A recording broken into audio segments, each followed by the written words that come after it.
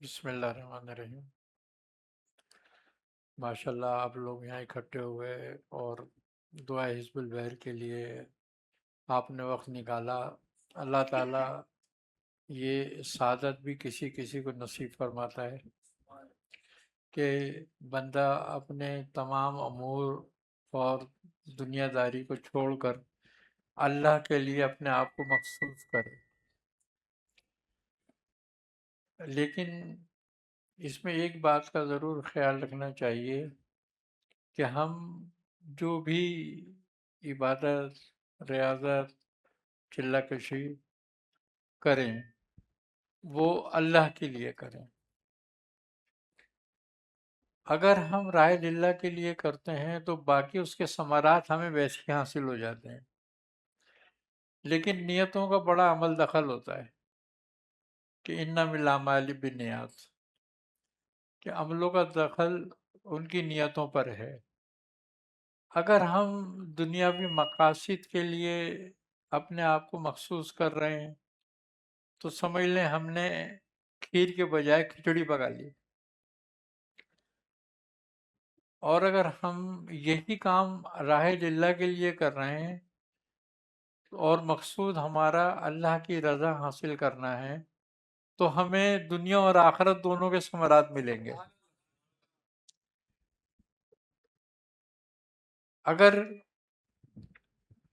ہم یہ نہیں کرتے ہیں تو ہمارا مقصد فوت ہو جاتا ہے۔ دیکھیں، معرفت الہی کے لیے ضروری ہوتا ہے کہ انسان اپنے دل کو دنیا سے الگ کرے۔ اب یہ 3 دن کی جو ایک خلوت ہے یہ اس کی ایک پریکٹس ہے کہ ہم چاہتے ہیں کہ ہم اپنے دل کو اللہ کی طرف لگائیں اور ہم دنیا کی محبت سے خالی کریں۔ یہ ہماری ایک نیت، ایک پریکٹس، یا اللہ کی بارگاہ میں ہماری چھوٹی سی ایک سعی ہے۔ اگر اللہ اس کو قبول فرما لے تو جو عمل اللہ کی بارگاہ میں قبول ہو جاتا ہے اس کا اجر آخرت میں ضرور ہے۔ تو یہ ہو سکتا ہے یہی عمل ہماری نجات کا راہ بن جائے۔ بڑا اعلیٰ کلام ہے یہ جو آپ پڑھ رہے ہیں، بزرگوں نے اس پہ کثرت فرمائی ہے، اور ان بزرگوں نے اس پہ کثرت فرمائی ہے کہ جو مقبول بارگاہ تھے۔ یہ ایک مقبول کلام ہے، اور مقبول کلام کی ایک خاصیت ہوتی ہے کہ جب مقبول کلام کے ذریعے دعا کری جاتی ہے یا مقبول کلام کے ذریعے اللہ کی عبادت کی جاتی ہے تو وہ عمل بھی قابل قبول ہو جاتا ہے۔ بزرگان دین اور صوفیہ ذکر کے بارے میں فرماتے ہیں، اس حزب کے بارے میں، کہ یہ حزب جو ہے انسان کو مستجاب الدعوات کر دیتی ہے۔ مستجاب الدعوات سے مراد یہ ہے کہ وہ جس مقصد کے لیے دعا کرے گا وہ پورا ہو جائے گا، جس کے لیے دعا کرے گا وہ پورا ہو جائے گا۔ تو اس کو کہتے ہیں مستجاب الدعوات ہونا۔ تو اس کی جو بزرگوں نے ترتیب رکھی ہے وہ یہی رکھی ہے کہ اس کو 3 دن تک موقف ہو کے پڑھا جائے، اعتکاف کے ساتھ، درست نیت کے ساتھ، راہ اللہ کے لیے۔ اور اس میں سب سے جو اہم چیز ہے وہ ہے اجازت و نسبت۔ اگر کوئی شخص اس کلام کو اپنی مرضی سے بیٹھ کے پڑھتا ہے تو اس کو پڑھنے کا ثواب ہوگا، لیکن جو اس کے فیضات اور برکات ہیں وہ حاصل نہیں ہوں گے۔ تو اس عمل کی شرائط میں سے یہ ایک اہم شرط ہے کہ اس کو اجازت سے پڑھا جائے۔ اور اجازت بھی صاحب نسبت سے ہو، کہ اس کی اجازت متصل ہو. کیوں کہ اجازت متصل ہونے سے فائدہ یہ ہے کہ یہ کلام پھر اہل جو اس کے صاحب ہیں رسول خدا صلی اللہ علیہ وسلم، جن کا یہ کلام ہے، جنہوں نے حضرت شیخ ابوالحسن شاذلی رحمۃ اللہ کو عطا فرمایا، وہاں تک نسبت ہو جاتی ہے وہ پوری. اور یاد رکھو تاثیر جو ہے نا وہ بزرگوں کی اجازت کی ہے، ہماری پڑھائی کی نہیں.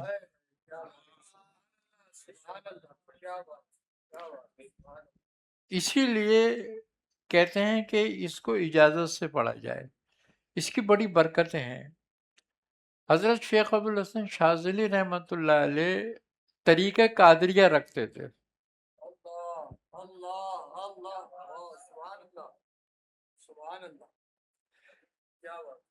حضرت سرکار سیدی شیخ عبد القادر جیلانی رحمۃ اللہ علیہ کی آپ تیسری پشت میں ہیں. آپ کا سلسلہ قادری ایسے ہے کہ آپ کو نسبت ہے، حضرت شیخ ابوالحسن شاذلی رحمۃ اللہ علیہ کو نسبت ہے خواجہ عبدالسلام ابن مشیش رحمۃ اللہ علیہ سے، اور خواجہ عبدالسلام ابن مشیش رحمۃ اللہ علیہ کو نسبت تھی شیخ جمال الدین یونس رحمۃ اللہ تعالیٰ علیہ سے، اور ان کو نسبت تھی حضرت سیدی شیخ عبد القادر جیلانی رحمۃ اللہ علیہ سے. تو یہ فیضان قادریہ ہے. سلسلہ شاذلی جو ہے یہ فیضان قادریہ ہے. خوبی کی بات یہ ہے کہ قادری نسبت وہ نسبت ہے کہ آپ سرکار سیدی شیخ عبد القادر جیلانی رحمۃ اللہ علیہ فرماتے ہیں کہ جیسے کہ آپ نے فرمایا کہ میرا گردن ہر ولی کی گردن پہ ہے. تو اس سے مراد کیا ہے؟ اس سے مراد یہ نہیں ہے کہ آپ نے پیر رکھا، اس سے مراد یہ ہے کہ میرا طریقہ سب کی گردن پر ہے، اور جو میرے طریقے سے انکار کرے گا وہ ولایت سے خارج ہو جائے گا. اور اس کی ایک واقعہ بھی ہے. حضرت سیدی شاہ محمد گیسو دراز رحمۃ اللہ تعالی علیہ ایک بہت جلیل القدر بزرگ گزرے ہیں، یہ دکن کے بزرگ ہیں، اور خواجہ نصیر الدین چراغ دہلی رحمۃ اللہ علیہ کے سجادہ نشین اور جانشین تھے. یہ خواجہ نصیر الدین چراغ دہلی رحمۃ اللہ علیہ جو ہیں یہ خواجہ نظام الدین محبوب الہی رحمۃ اللہ علیہ کے سجادے تھے. آپ کے بعد جانشین ہوئے، اور آپ ایک زمانے تک مرتبہ قطبیت پر فائز رہے. تو آپ حضرت خواجہ محمد گیسو دراز رحمۃ اللہ علیہ کے دل میں یہ خیال آیا، آپ نے جب پڑھا کہ مجھے اللہ تعالیٰ نے ایک طویلہ عطا کرا ہے. حضرت شیخ عبد القادر جیلانی فرماتے ہیں کہ ایک طویلہ عطا کرا ہے، یعنی کہ وہ تصرف عطا کرا ہے جو قیامت تک میرا رہے گا. تو آپ نے فرمایا کہ ولی جب مر جاتا ہے تو اس کا تصرف ختم ہو جاتا ہے، تو آپ کا تصرف کیسے رہے گا؟ ابھی آپ کے دل میں یہ خیال آیا تھا کہ آپ کی پلیس سلب ہو گئی.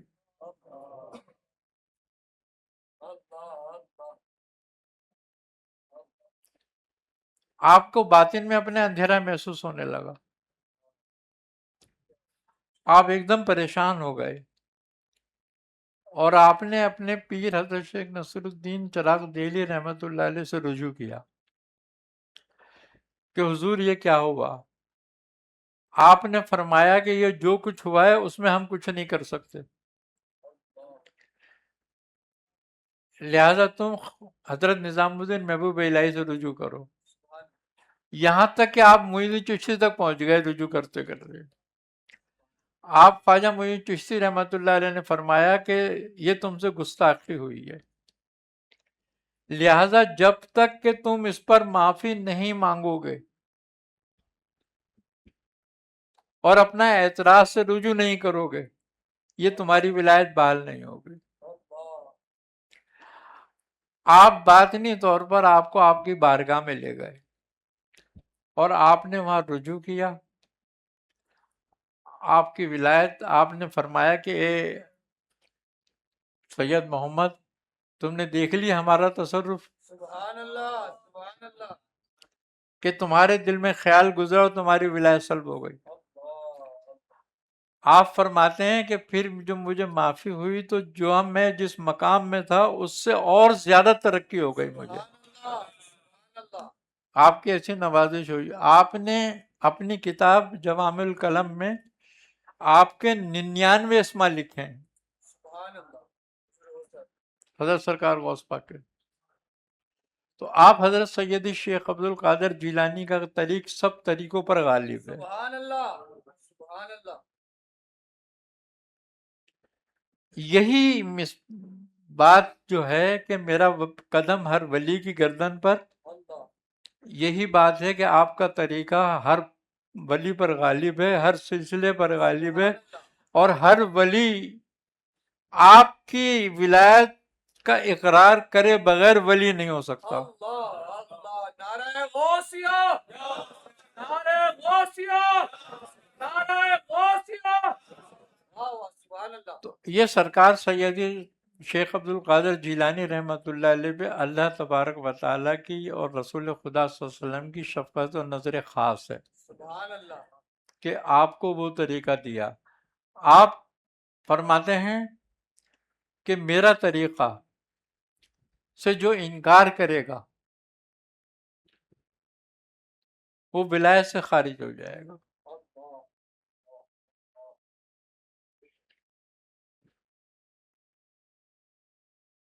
ایک جگہ آپ نے یہاں تک فرمایا کہ جو میرے تصرف کا انکار کرے گا وہ گمراہ ہو جائے گا۔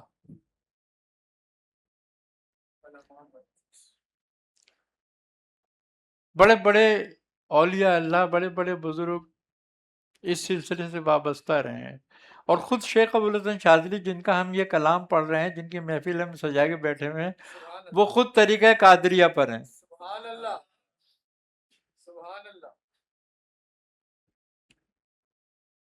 تو اس دعا کی اور اس حزب کی بڑی برکت ہے۔ آپ لوگ جس مقصد کے لیے آئے ہوئے ہیں، سمجھ لیں یہ ایک انمول خزانہ ہے جو آپ حاصل کر رہے ہیں۔ سبحان اللہ، اس دعا کی بڑی برکتیں ہیں، اور کوئی دینی دنیاوی حاجت ایسی نہیں ہے کہ جو اس کے پڑھنے سے پوری نہ ہوتی ہو۔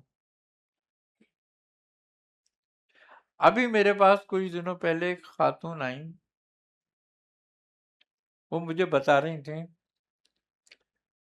کہ ان کی بہو کو ڈاکٹروں نے جواب دے دیا تھا کہ اس کے اولاد نہیں ہوگی۔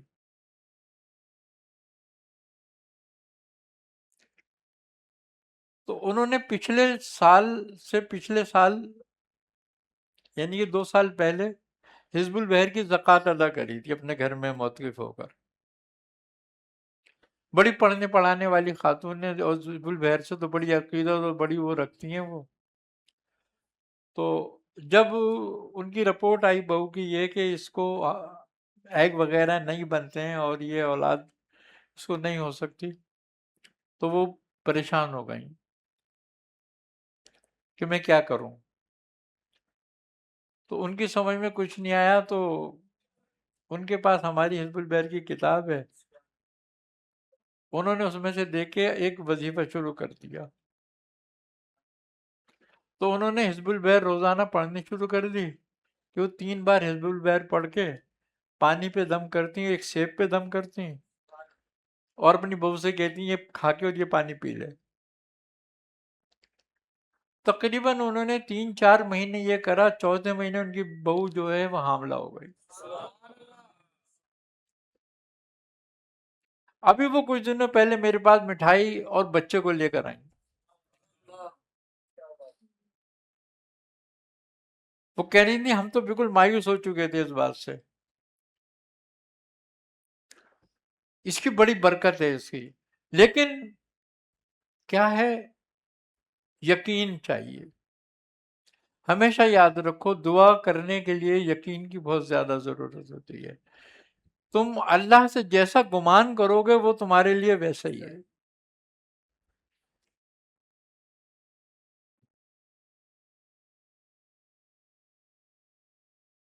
جتنے یقین کے ساتھ اس کو پڑھو گے اور اس کی زکوٰۃ جتنی توجہ کے ساتھ ادا کرو گے،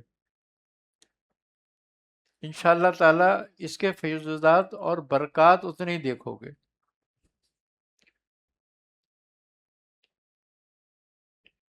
یہاں پر یہ نیت مت رکھو کہ اللہ ہمیں دنیاوی مشکلوں سے نکال دے، بلکہ یہ نیت رکھو کہ اللہ ہم سے اس کلام کے ذریعے راضی ہو جا کہ ہم نے اپنے آپ کو تیرے لیے مخصوص کیا ہے. اللہ راضی ہو جائے گا تو اپنے آپ دنیا کشادہ ہو جائے گی.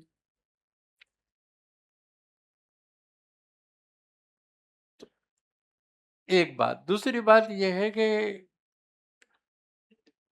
جو لوگ زکوٰۃ ادا کر رہے ہیں اس کی، وہ اس بات کا خیال کریں ضرور کہ تعداد اپنے وقت میں پوری کریں.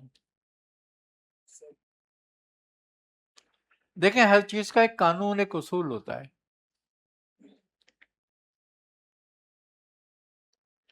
تو اس کا قانون یہی ہے کہ آپ کے پاس آج مغرب کی نماز کے بعد سے لے کے کل عصر تک کا ٹائم ہے،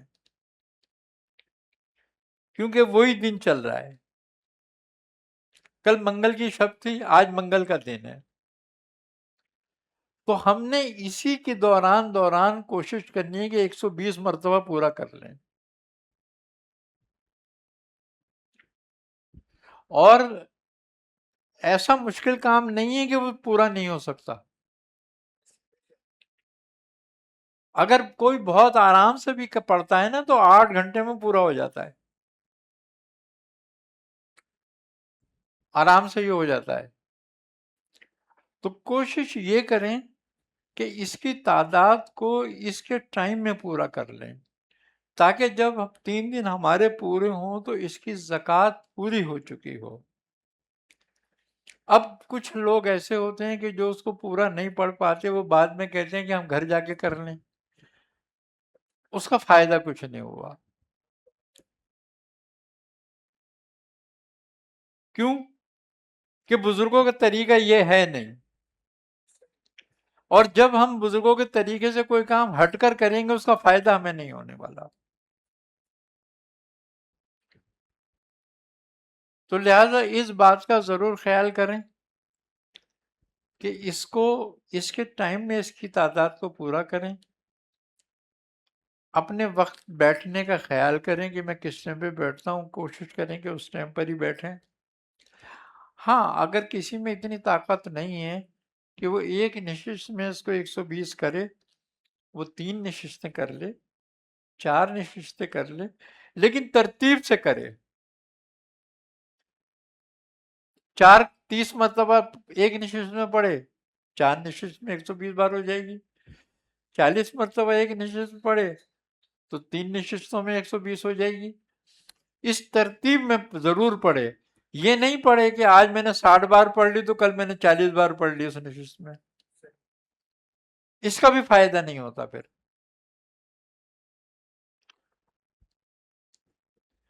باقی پھر ثواب تو ہوتا ہے پڑھنے کا، جتنے بھی کلام الہی پڑھو گے اس کا ثواب تو ہے. ہم یہ ثواب کے لیے بھی کر رہے ہیں اور معرفت کے لیے بھی، کہ اللہ اس کے برکات، اس کی معرفت، اس کی روحانیت کو ہمارے ساتھ جوڑ دے.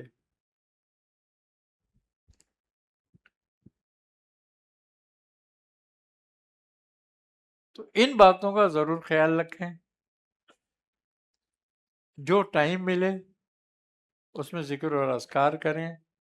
جو ہم نے 3 دن مخصوص کیے ہیں اپنے اللہ کے لیے کیے ہیں، تو ہم اس میں اللہ ہی کا ذکر کریں، فالتو کاموں میں نہ لگیں کسی میں. اللہ بھی اپنے ذکر کے لیے کہتا ہے وَتَبَتَّلْ عَلَيْهِ تَبْتِيلًا، کہ وہ سب سے کٹ جاؤ.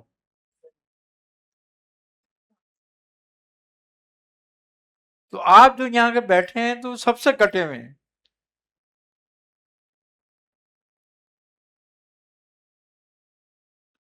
کہ اللہ کا ذکر اللہ تعالیٰ فرماتا ہے ایسے کرو کہ سب سے الگ ہو جاؤ، سب سے کٹ کے کرو،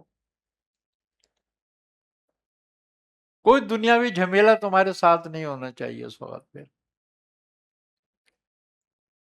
تاکہ کلام میں تاثیر پیدا ہو۔ کلام جتنی توجہ سے کرا جائے گا اتنے ہی ہمارے قلب پر اثر انداز ہوگا، ہمارے دل پہ اثر کرے گا، اور جو کلام دل پہ اثر کرتا ہے وہ زبان میں تاثیر پیدا کرتا ہے۔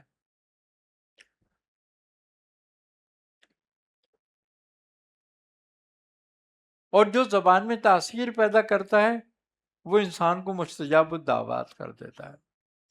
اللہ تعالی ہمیں سمجھنے سننے پہ اور عمل کرنے کی توفیق عطا فرمائے۔ اللہم صلی علی محمد وعلی آل محمد وبارک وسلم وسلم علیہ یا الہ العالمین یا رب العالمین یا رحم الراحمین یا رحم الراحمین۔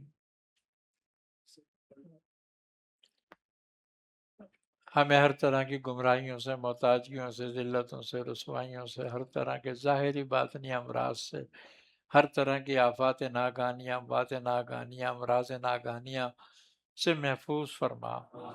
ہر طرح کی رحمتیں، نعمتیں، برکتیں، راحتیں، آسانیاں عطا فرما۔ ہم میں لوگ جن جن معاملوں میں پریشان ہیں، جو لوگ، ان سب کی پریشانیوں کو دور فرما۔ اے الہ العالمین، ہم میں جو بیمار ہیں انہیں شفائی کاملہ عاجلہ عطا فرما۔ جو تنگ دست ہیں، پریشان حال ہیں، ان کی تنگ دستی کو دور فرما، ان کو کشادگی عطا فرما۔ ہم سب کے کبیرہ صغیرہ گناہوں کو معاف فرما۔ یا الہ العالمین، ہم سب لوگ جس مقصد کے لیے یہاں اکٹھے ہوئے ہیں اس میں ہمیں کامیابی اور کامرانی عطا فرما۔ ہماری اس خلوت کو اپنی بارگاہ میں قبول فرما۔ یا الہ العالمین، اپنے حبیب صلی اللہ علیہ وسلم کے صدقہ طفیل میں ہمیں دنیا اور آخرت میں عفو اور عافیت عطا فرما۔ یا رب العزت، ہمیں دنیا اور آخرت میں اہل بیت کے غلاموں میں قبول فرما۔ ربنا تقبل منا انک انت السمیع العلیم وتب علینا انک انت التواب الرحیم۔ صلی اللہ تعالی علی خیر خلقہ محمد وعلی آلہ وصحبہ اجمعین برحمتک یا ارحم الراحمین، بحق لا الہ الا اللہ، لا الہ الا اللہ، لا الہ الا اللہ، محمد رسول اللہ صلی اللہ علیہ وسلم۔ ہماری میاں حضور سے گزارش ہے کہ جو جو احباب یہاں پر آئے ہوئے ہیں، میاں حضور تمام احباب کو بیعت فرما لیں، اور جو جو احباب ہمیں لائیو دیکھ رہے ہیں وہ بھی جو ہے وہ میاں حضور سے بیعت ہو جائیں۔ جو جو میاں حضور کلمات پڑھیں گے آپ تمام احباب وہ کلمات دوہرا لیں۔ ایک دوسرے پہ بھی ہاتھ رکھ لیں گے تو ہو جائے گا، اپنی اپنی نشستوں پر بیٹھے رہیں، ایک دوسرے کے کندھوں پر ہاتھ رکھ لیں، ایک دوسرے پیر بھائیوں کے کندھوں پر جو کلمات کہیں وہ دہراتے جائیں، جو بیعت ہونا چاہتے ہیں وہ ہو جائیں۔ پڑھیں اعوذ باللہ من الشیطان الرجیم، بسم اللہ الرحمن الرحیم۔ بسم اللہ الرحمن الرحیم۔ میں نے توبہ کی اپنے تمام گناہوں سے، جنہیں میں جانتا ہوں، جنہیں میں جانتا ہوں، جنہیں میں نہیں جانتا، جنہیں میں نہیں جانتا، اور میں عہد کرتا ہوں اور میں عہد کرتا ہوں اپنی باقی زندگی اپنی باقی زندگی اللہ کے رسول کے اللہ کے رسول فرمان کے مطابق گزاروں گا۔ پڑھیں لا الہ الا اللہ، لا الہ الا اللہ، محمد رسول اللہ۔ محمد رسول اللہ۔ میں نے آپ کو خاندان عالیہ قادریہ، سلسلہ عالیہ سہروردیہ، چشتیہ، قلندریہ، نقشبندیہ، ابوالعالیہ، جہانگیریہ میں داخل سلسلہ مرید کیا، آپ نے قبول کیا، قبول کیا، قبول کیا، قبول کیا، قبول کیا، قبول کیا، الحمدللہ۔ الحمدللہ ثم الحمدللہ۔ تمام احباب دعا فرمائے میاں حضور کے لیے، اللہ تبارک و تعالی میاں حضور کو جوڑ جوڑ توانائی عطا فرمائے، آپ کا سایہ شفقت ہم تمام پر تا دم دیر صحت و عافیت کے ساتھ قائم و دائم فرمائے۔ یا رب الکریم، ہم تمام کو میاں حضور کی صحیح معنوں میں خدمت، آپ کے سلسلے کی صحیح معنوں میں خدمت کرنے کی توفیق عطا فرمائے۔ یا مالک و مولا یا رحمان الرحیم یا غفور الکریم، میاں حضور اور میاں حضور کی آل پر تمام برکتیں، رحمتوں کا نزول فرما۔ یا مالک و مولا یا رحمان الرحیم یا غفور الکریم یا قادر مطلق، میاں حضور کی روح کو ہم سب سے راضی فرما، اور مالک و مولا ہمیں میاں حضور کو راضی رکھنے کی توفیق عطا فرما۔ ہمیں ہمیشہ میاں حضور کی غلامی عطا فرما، ہمیں ہمیشہ میاں حضور کی غلامی عطا فرما۔ صلی اللہ تعالی علی خیر خلق محمد وعلی آلہ وصحبہ اجمعین، والحمد للہ رب العالمین۔